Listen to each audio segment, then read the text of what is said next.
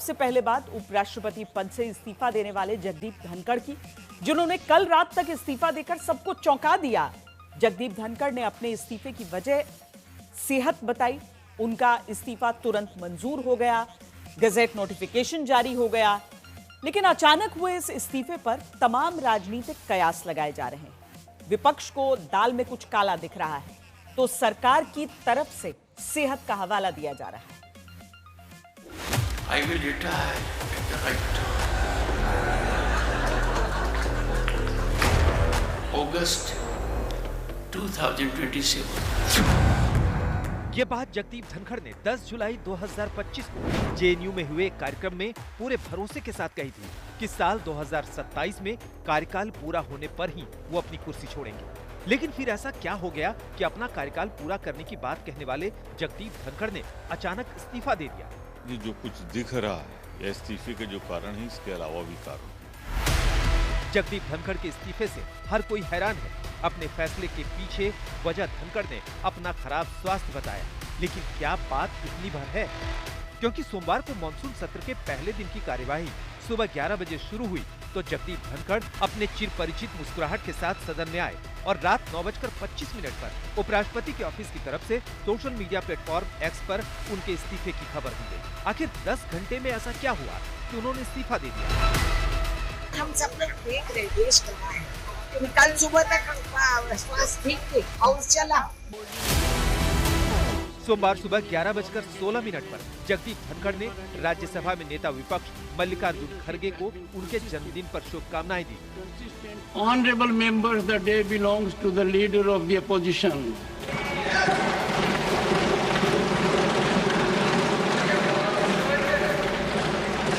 On behalf of this house and myself, warmest greetings and heartfelt wishes to Shri Mallikarjun Kharge, leader of the opposition in Rajya Sabha. Rajya Sabha के दिवंगत सांसदों को सदन में श्रद्धांजलि दी। पहलगाम हमले की निंदा के साथ मारे गए लोगों को श्रद्धांजलि दी गई। इस तरह मानसून सत्र के पहले दिन जगदीप धनखड़ पूरी तरह से सक्रिय दिखे, लेकिन फिर शाम को अचानक इस्तीफा दे दिया। राष्ट्रपति को भेजे अपने इस्तीफे में उन्होंने लिखा, राष्ट्रपति जी, स्वास्थ्य देखभाल को प्राथमिकता देने और चिकित्सीय सलाह का पालन करने के लिए मैं संविधान के अनुच्छेद 67(a) के तहत तत्काल प्रभाव से भारत के उपराष्ट्रपति पद से इस्तीफा देता हूँ। इसी साल मार्च में जगदीप धनखड़ ने दिल्ली के एम्स में एंजियोप्लास्टी करवाई थी, लेकिन कुछ दिन आराम करने के बाद 74 साल के धनखड़ संसद में सक्रिय रहे, इसीलिए उनका तत्काल प्रभाव से पद छोड़ देना किसी को भी नहीं बचा। पूरा समय वो पार्लियामेंट में थे, वो proceedings of the house conduct कर रहे थे। तो हम जानना चाहते हैं सरकार से ऐसा हुआ क्या कि उन्होंने शाम को इस तरीके से इस्तीफा दिया है। धनखड़ के इस्तीफे पर सबसे बड़ा सवाल टाइमिंग का है। उन्होंने अचानक इस्तीफे की घोषणा क्यों की? अगर सेहत ही इस्तीफे की वजह थी तो उन्होंने मानसून सत्र शुरू होने से पहले ऐसा क्यों किया? सवाल राज्यसभा की बिजनेस एडवाइजरी कमेटी को लेकर भी है। उसकी बैठक सोमवार दोपहर पूरी क्यों नहीं हो सकी? सोमवार की शाम में बीएससी की मीटिंग में नड्डा रिजिजू क्यों नहीं आए? मंगलवार को बीएससी की मीटिंग बुलाई थी, फिर इस्तीफा क्यों दिया? कांग्रेस नेता जयराम रमेश ने भी धनखड़ के इस्तीफे पर सवाल उठाते हुए कहा कि दोपहर 1 बजे से शाम 4:30 बजे के बीच कुछ न कुछ ऐसा हुआ जिससे धनखड़ ने इस्तीफा दिया। सारा दिन तो हाउस में थे वो, तो स्वास्थ्य कैसे एकदम अचानक क्या कारण हुए घंटे के अंदर के इस्तीफा ही देना पड़ गया। दिलचस्प बात यह है कि जो विपक्ष धनखड़ के इस्तीफे से पहले बात पर जगदीप धनखड़ के व्यवहार की शिकायत करती थी, उन्हें पद से हटाने के लिए अविश्वास प्रस्ताव तक ले आई थी, वो आज धनखड़ के त्याग पत्र से परेशान। वहीं धनखड़ के पीछे चट्टान की तरह खड़ी रहने वाली बीजेपी उनके इस्तीफे पर सधी हुई प्रतिक्रिया दे रही है। इस सरकार में चल क्या रहा है? हमेशा जब कोई ऐसी बड़ी घटना होने वाली होती है तो वो बिना बताए, बिना उस पर चर्चा हुए हो जाती है। अरे जगदीप धनखड़ जी, ये इस्तीफा 4 दिन पहले दे सकते थे, सेशन के बाद दे सकते थे, बहुत पहले दे सकते थे। दिमाग में काला है, दाल में काला नहीं है। There is a black in their brain. हर चीज पर आप राजनीति कर रहे हो यार। कोई इंसान, somebody is not well, वो भाई बात करते करते अब हम गिर जाएं, आप गिर जाएं, किसी को अगले पल का पता है, डॉक्टर ने बोला but take rest, he is taking rest यार, लेट हिम रेस्ट। उस पर भी राजनीति आप कर रहे हैं यार, हद है। क्या नाम रमेश कह रहे कल 1 बजे से 4:30 बजे के बीच में भैया अगले मिनट हमसे कितने लोग फोन पर बात किए और शाम को लोगों की मृत्यु हो गई। किसी को कोई पता है क्या? कैसी बात करते हैं यार, गंभीर बातें करें। हेल्थ का किसी को डॉक्टर ने रिपोर्ट कोई आई होगी, डॉक्टर ने कहा ना यू नीड टू रेस्ट, उनके परिवार ने कहा होगा टेक रेस्ट, तो ही is taking rest, late him rest. Dhankhar ने इस्तीफा क्यों दिया, इस पर भले ही बीजेपी चुप हो, लेकिन विपक्ष को लगता है ये देश की सियासत में भयंकर तूफान से पहले की सूचना है। I will retire at the right time. August 2027. Jagdeep Dhankhar को लेकर विपक्ष परेशान है, पूछ रहा है कि ऐसी भी क्या जल्दी थी कि उनकी विदाई भी नहीं होने दी। अगर सब कुछ ठीक था तो फिर उनका विदाई भाषण क्यों नहीं हुआ। इस पर सरकार के सूत्रों का कहना है कि कार्यकाल पूरा होने पर ही विदाई भाषण दिया जाता है। लेकिन सवाल यह है कि अगर जगदीप धनखड़ की तबीयत खराब थी तो उन्होंने मॉनसून सत्र के बीच में इस्तीफा क्यों दिया। देखिए हमारी ये खास report. I have received notice of motion under Article 217. तारीख 21 जुलाई 2025, वक्त शाम के 4:07। उपराष्ट्रपति पद से अचानक इस्तीफा देने वाले जगदीप धनखड़ का ये वो भाषण जो सबसे ज्यादा वायरल है। To constitute a statutory committee for removal of Justice Yashwant Verma. सवाल यह है कि क्या जगदीप धनखड़ के इस्तीफे की उल्टी गिनती उनके इसी भाषण से शुरू हुई। This has been received by me today. 12 minute के अपने भाषण में जगदीप धनखड़ ने ऐसा क्या कहा जो सरकार को खटक गया। क्योंकि सोमवार को 2 बीएससी की बैठकें हुई। पहली बीएससी की बैठक दोपहर 12:30 बजे हुई, जिसमें केंद्रीय मंत्री किरण रिजिजू और जेपी नड्डा शामिल हुए। हालांकि जब बैठक शाम 4:30 बजे फिर से बुलाई गई तो ये नेता गैर हाजिर रहे, इसलिए माना जा रहा है कि इन 4 घंटों में ऐसा कुछ हुआ जिसकी वजह से धनखड़ ने इस्तीफा दे दिया। This has been received by me today. It is signed by more than 50 members of the Council of States. Dhankhar के इस्तीफे से जुड़ी इस टाइमलाइन में दोपहर 2 बजे का वक्त बहुत अहम है, जब उपराष्ट्रपति जगदीप धनखड़ ने जस्टिस यशवंत वर्मा के खिलाफ महाभियोग प्रस्ताव संबंधित विपक्षी सांसदों के नोटिस को स्वीकार कर दिया।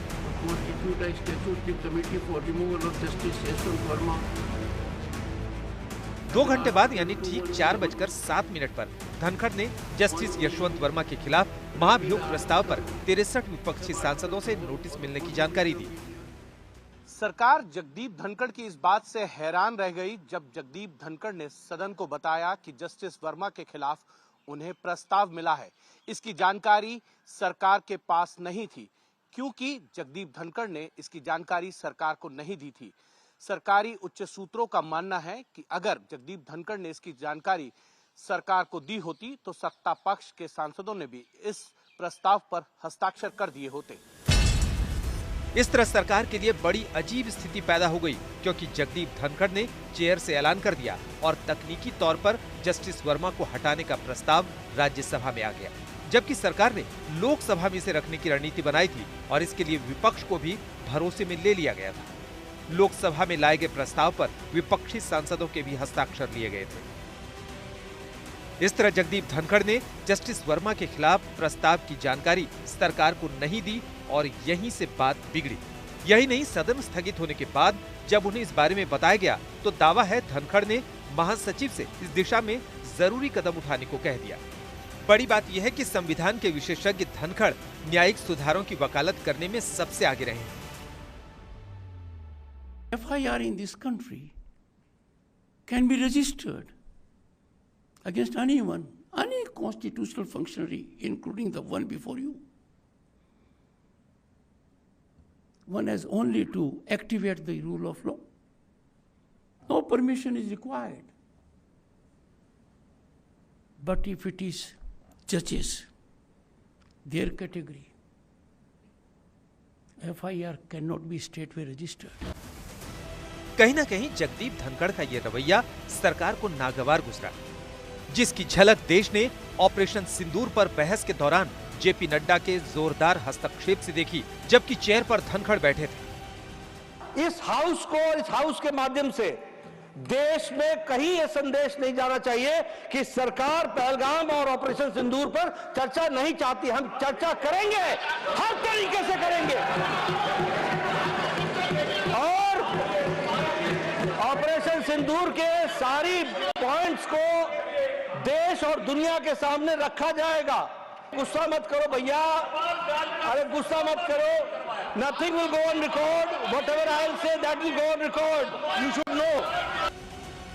तो सोमवार शाम 4:07 पर धनखड़ ने जस्टिस यशवंत वर्मा के खिलाफ महाभियोग प्रस्ताव पर जो कुछ किया, उसने सरकार का मन उन्हें लेकर कहीं न कहीं खट्टा कर दिया। उनका ये रवैया सरकार को नागवार गुजरा, और जिसके चलते ही दावा है कि बीएससी की बैठक में जेपी नड्डा और रिजिजू नहीं पहुंचे। सरकार को लगा कि जब जस्टिस वर्मा को हटाने की मुहिम वो आगे बढ़ा रही थी, तो फिर राज्यसभा में धनखड़ ने जल्दबाजी क्यों दिखाई, जिसने विपक्ष को गदगद कर दिया, जो इसे अपनी गुगली बता रहा था। ये एक तरीके से सरकार की रणनीति पर पानी फेरने जैसा था। ऐसे में आनन फानन में भाजपा के सांसदों को संसद में राजनाथ सिंह रक्षा मंत्री के दफ्तर पर बुलाया गया और उनसे कागज पर हस्ताक्षर लिए गए। सांसदों को ये भी कहा गया कि मीडिया से इसके बारे में कोई बातचीत ना करे और अगले 2-3 दिन तक तमाम सांसद दिल्ली में ही रहे। इस तरह शाम होते होते सरकार ने अपनी रणनीति और आक्रामक कर दी। बड़ी बात यह है कि शाम को 5 बजे जब विपक्षी सांसद प्रमोद तिवारी, अखिलेश प्रसाद सिंह धनखड़ से मिले, कांग्रेस के वरिष्ठ नेता और प्रमुख सचेतक जयराम रमेश ने उनसे 7:30 बजे फोन पर बात की, लेकिन उपराष्ट्रपति को उनके खिलाफ बनते माहौल की भनक तक नहीं लगी और इसी तनातनी में उनका इस्तीफा हो गया। तो दो तरफ की जो बातें हो रही हैं, उसके बीच जो कहानी है वो हम आपको दिखा रहे थे। देखिए, जगदीप धनखड़ की तबीयत को लेकर बातें हुई कि किस तरीके से उनकी तबीयत बिगड़ी, और इसी का हवाला देते हुए ये इस इस्तीफे की बात भी की गई। हिमांशु हमारे साथ जुड़ रहे हैं, उनसे हम समझते हैं कि ये पूरी कहानी है क्या, क्योंकि हिमांशु, चाहे किसानों का मामला हो, चाहे जुडिशरी का मामला हो, जगदीप धनखड़ कभी अपने शब्दों को में कोई मिलावट नहीं करते थे, सीधी सीधी खरी बातें करते थे। इस बार देखिए, इस्तीफा तो सीधा सीधा खरा खरा हुआ है, लेकिन उसके आगे पीछे की कहानी अभी बहुत ट्विस्ट के साथ दिख रही है। देखिए श्वेता, बिल्कुल वो सीधी सीधी और कहे तो सपाट बातचीत के लिए जाने जाते थे। जिसको जो कहना होता था सदन में वो जरूर कहते थे, चाहे वो जय बच्चन हो, मल्लिकार्जुन खड़गे हो या अन्य कई सांसद हो, विपक्ष के सत्ता पक्ष के। इसमें उनका ये हमेशा रहा, और उनके इस खरी खरी के कारण जो है विपक्ष उनके खिलाफ जो है वो नो कॉन्फिडेंस मोशन भी लेकर आया था, लेकिन उसको अस्वीकार कर दिया गया था जो डिप्टी चेयरमैन है राज्यसभा के हरिवंश, उनके द्वारा।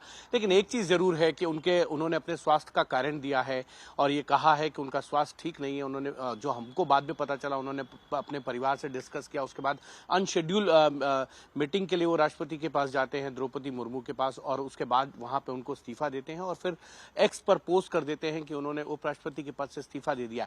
ये कहानी जरूर है, लेकिन इसमें कई ट्विस्ट है, और मुझे लगता है जो ट्विस्ट सामने आएंगे, जो कहानी पर्दे के पीछे की कहानी है, शायद वो जगदीप धनखड़ जब भी मीडिया से मुखातिब हो या किसी पब्लिक प्लेटफॉर्म पर जाकर वो कुछ बोले, तभी पता चलेगा कि इसके पीछे की कहानी क्या है। क्योंकि उनके इस्तीफे के बाद खुद प्रधानमंत्री नरेंद्र मोदी ने ये एक्स पर ट्वीट करते हुए कहा कि देखिए, उन्होंने सार्वजनिक जीवन में कई महत्वपूर्ण योगदान दिए हैं उपराष्ट्रपति के पद पे रहते हुए।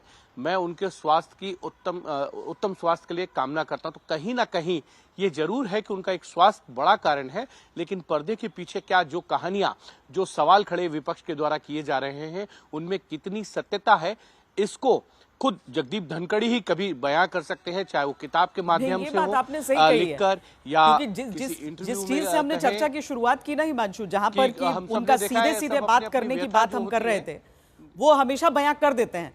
तो ये होगा, आज नहीं तो कल ये बात तो सामने आएगी। लेकिन इस सब के बीच जो महाभियोग को लेकर जो पूरी कार्रवाई की बात हो रही है, इस पूरे घटनाक्रम की बात हो रही है, उसमें सबसे ज्यादा वजन दिख रहा है फिलहाल तो। देखिए, क्योंकि जस्टिस वर्मा के खिलाफ जो राज्यसभा में विपक्षी सांसदों ने प्रस्ताव लेकर आए, उनके हटाने को लेकर वो उन्होंने एक्सेप्ट कर लिया था और उसकी घोषणा उन्होंने सदन के अंदर की। उन्होंने कहा कि ऐसा प्रस्ताव आया है जिसमें 63 सांसदों के हस्ताक्षर है जस्टिस वर्मा के खिलाफ जो है उनको रिमूवल का जो मोशन है उस पर। तब तक सरकार को इस बात की जानकारी नहीं थी। तो अमूमन हमेशा ये होता है कि चाहे वो लोकसभा के अंदर स्पीकर या राज्यसभा में चेयरमैन के पास अगर कोई इस तरीके की चीजें होती हैं तो सरकार की जो कोऑर्डिनेशन है संसदीय कार्य मंत्री उनके द्वारा जो है वो बातचीत जरूर करते हैं, उनको इन्फॉर्म करते हैं कि देखिए ये चीज हो रही है, इस पर आगे बढ़ना है।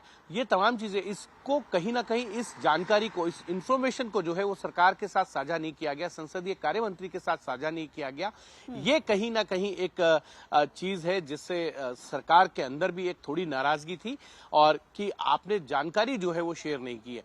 तो ये जो जानकारी होती है ये हमेशा वो एक परंपरा है, संसदीय परंपरा के तौर पे देखें, जब भी इस तरीके की कोई चीज होती है तो संसदीय कार्य मंत्री की जानकारी में ये जरूर लाया जाता है कि विपक्ष द्वारा ये इस तरीके के प्रस्ताव लाया जा रहा है, इसकी जानकारी ना देना ये एक बड़ा सवाल है। और इससे पहले भी कई बार ऐसे उदाहरण है जिसमें जगदीप धनखड़ ने सरकार को जो है कई बार एम्बेरस कराने का काम किया है। चाहे वो शिवराज सिंह चौहान को उन्होंने एक बार इंस्ट्रक्शन दिया था किसान आंदोलन को लेकर, किसान आंदोलन को लेकर, और उस समय हालांकि शिवराज सिंह चौहान का बयान उस पर बाद में आया था, लेकिन एक एम्बैरेसिंग सिचुएशन जरूर, एक स्थिति ऐसी जरूर हो जाती है। बहरहाल बहुत शुक्रिया हिमांशु इस पूरी जानकारी के लिए। और इस सब के बीच जगदीप धनखड़ के इस्तीफे को लेकर विपक्ष भी बहुत सारे सवाल उठा रहा है और उसकी तरफ से सीधे तौर पर यह कहा जा रहा है कि किसी भी तरीके से खराब सेहत की दलील उनके गले नहीं उतरती।